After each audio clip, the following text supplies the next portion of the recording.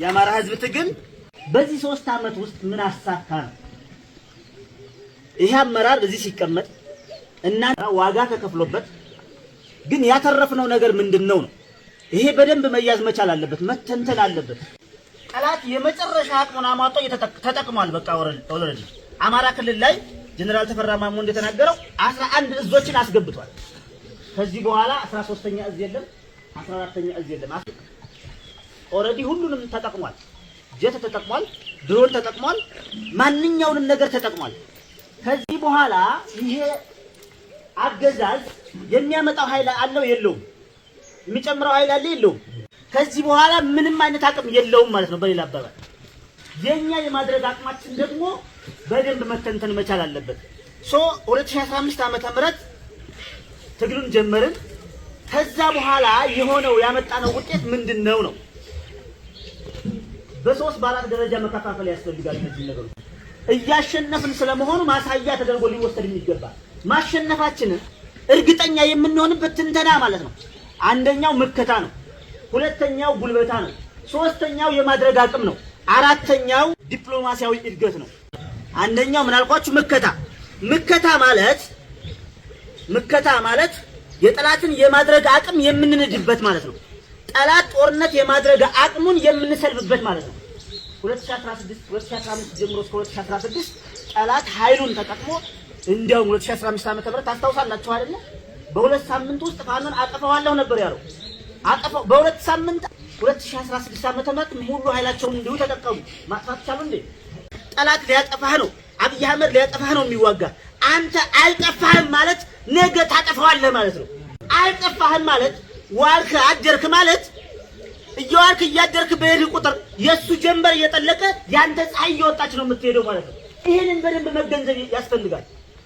ጠላት ሌላ ፍላጎት የለውም። ግቡ ምንድነው? ፋኖን ማጥፋት አይደል? ኤግዚስት አድርጋል ማለት አለህ ማለት አሸንፈዋል ማለት እኮ ነው። የሱ ግቡ ማሸነፍ፣ የሱ ማሸነፍ መለኪያው ማጥፋት ነው። ኦልሬዲ ማጥፋት ከሆነ አንተ ካልጠፋህ እያሸነፍክ ነው ማለት ነው። ይሄን መገንዘብ ያስፈልጋል። ይሄ ምከታ እንለዋለን። ያ ማለት የጠላትን የመዋጋት አቅም ማዳከም፣ የጦርነት ፍላጎቱን መስለብ ማለት ነው። ሁለተኛው ማጎልበት ነው። መለኪያዎቹ አሁንም ምነግራችሁ እያሸነፍን ስለመሆኑ መለኪያ ተደርገው ሊወሰዱ የሚገቡ ነገሮች ናቸው።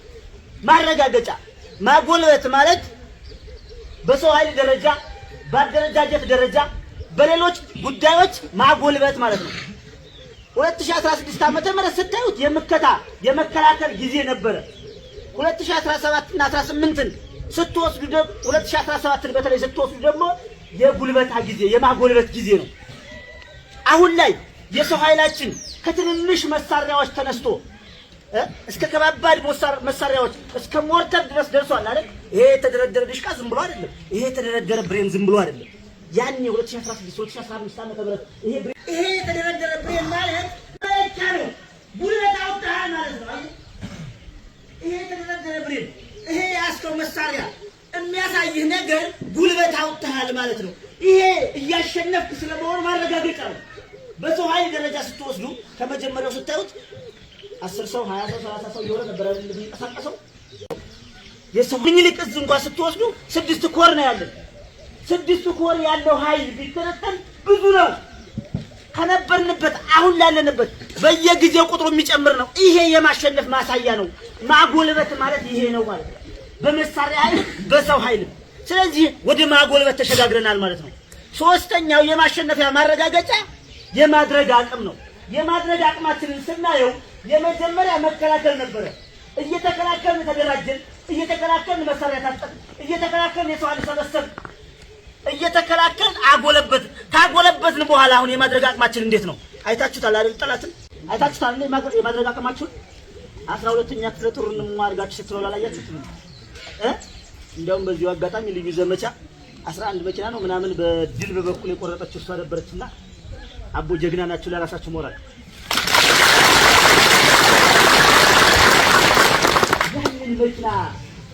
ያን መኪና ማረክ ማለት ያንን መኪና 10 ምናምን መኪና አስፋልት ላይ ዘግተህ ቆርጠህ ያስከው ማለት አሸንፈዋል ማለት ነው። አቅም ፈጥረሃል ማለት ነው። ጉልበት ፈጥረሃል ማለት ነው። ስለዚህ እያሸነፍን ስለመሆኑ የማድረግ አቅማችን የዘመቻ አደማሪ ስታዩ ሌሎች የግንባር ውጊያዎችን ስታዩ ከጊዜ ወደ ጊዜ የማድረግ አቅማችን አገዛዙን የመጣል አቅማችን ከፍ እያለ ነው ማለት ነው። አራተኛው ነገር ዲፕሎማሲ ነው። ዲፕሎማሲያችን እንደምታውቁት መጀመሪያ አካባቢ የአማራ ህዝብ ትግል ማንም የማይመለከተው ሰው እንደፈለገ የሚወርቅበት አማራ በዋናነት አማራን ቡድንም ስለነበረ ስለዚህ አማራ ሲገደል ሲገፋ ምንም አላለም። ትግል ስንጀምር ማንም ምንም አላለም። ትግል ጀምረን አገዛዙን መክተን የማድረግ አቅሙን አምክነንበት አደረጃጀት ሰርተን ጉልበት አውጥተን መሳሪያ ወስደን መሳሪያ ሰብስበን ኃይል አከማችተን እሱን መዋጋት ስንጀምር ግን ዓለም ወደኛ እየሰገደ ነው ያለው። ዓለም ማለት ዓለም አቀፍ ተቋማት ሀገራት እንደነ ብርሃኑ ጁላ ቀልድ እንዳይመስላችሁ ናወደኔ የብርሃኑ ጁላ የሆነች ቪዲዮ አይታችኋል አይደል? ናወደኔ አሁን አስቸግረውኛል እና የሚለው ቪዲዮ ላይ ያቺ መከላከያ በቃ አቅም አለው አሁንስ ናሃኔ የሚለው መከራ መስፋት ምናምን አስቸግሮናል ምናምን ነገር አይታችኋል። አቧልት ማለት እሱ ነው። በነገራችን ላይ እንደ ሀገር የተዋረድንበት ጊዜ ማለት 3-4 ጊዜ የተማረከው ብርሃኑ ጁላ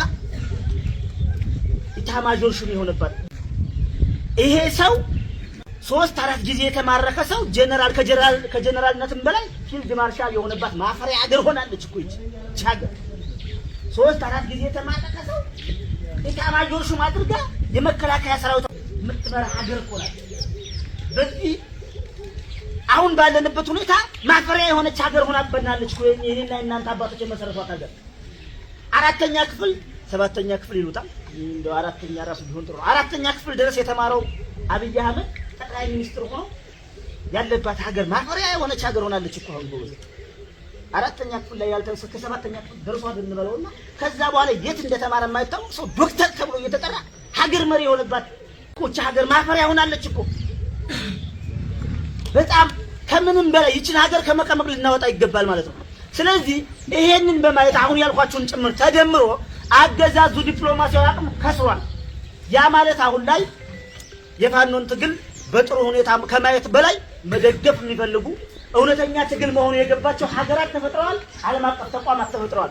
እናንተ ጀግኖች ባመጣችሁት ድል ትላንት በዘመቻ አደማሊ እንኳን ዓለም አቀፍ ሚዲያዎች የዘገቡበት ማይሳርሲ ዓለም አቀፍ ቀይ መስቀል ተቋም መጥቶ ምርኮኞችን አይቶ ምርኮኛ ለቀን ማለት ቁስለኞችን ለቀን ለጠላቶቻችን አንጀታችን ሰፍ ብሎ እንደ ድርጅት ወስነን ሰተን ያዳኑበት ይሄ ዓለም አቀፍ ተቋም መግለጫ ያወጣበት ሌሎች ዓለም አቀፍ ተቋማት የተከታተሉበት ሀገሮች የተደመሙበት ይሄ ጀግንነት የማድረግ አቅም የመጣው በእናንተ ነው።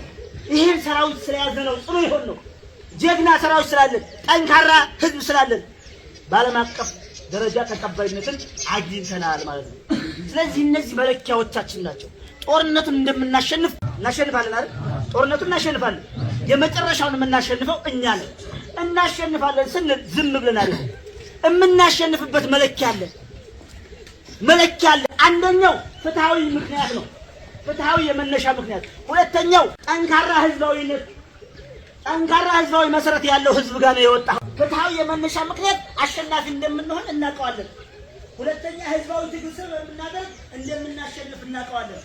ሶስተኛ የማድረግ አቅም የአማራ ህዝብ ጀግና የሆነ ማህበረሰብ በጦርነት የማይበገር ህዝብ ስለሆነ እንደምናሸንፍ እናውቀዋለን። ማሳያ ናቸው። ጦርነቱን እንደምናሸንፍ ትግል መጀመሪያ ስንጀምር ነው።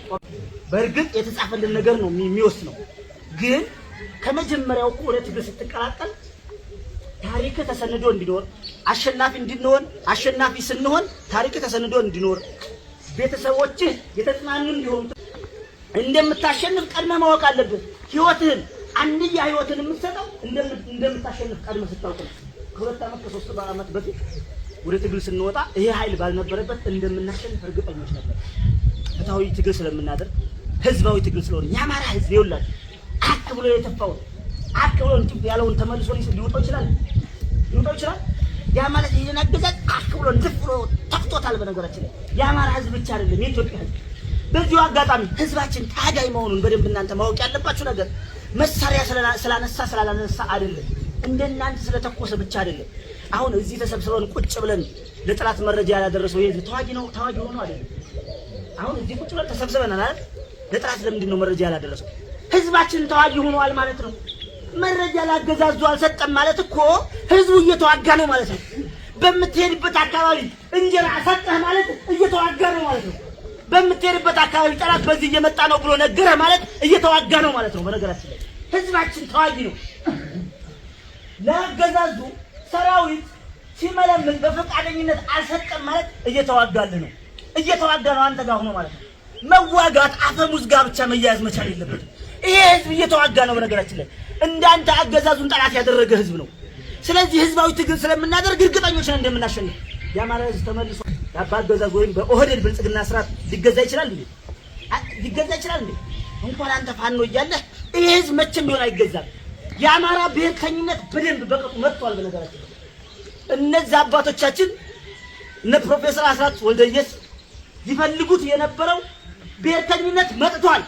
ጀነራል አሳምነው ጽጌ ይፈልገው የነበረው አጥብቆ ይፈልገው የነበረው የተናገረለት የአማራ ብሔርተኝነት መጥቷል። የአማራ ብሔርተኝነትን አብይ አህመድ እንዴት እንደፈራ የሆነች ቪዲዮ አይታችኋል።